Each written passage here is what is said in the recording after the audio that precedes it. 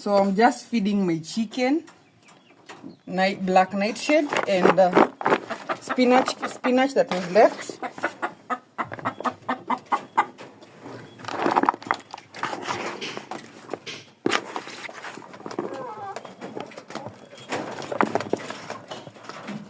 So this is usually a very good booster. Instead of giving natural vitamins, you can instead of giving the ones that are bought, you can just give them and they boost their immunity.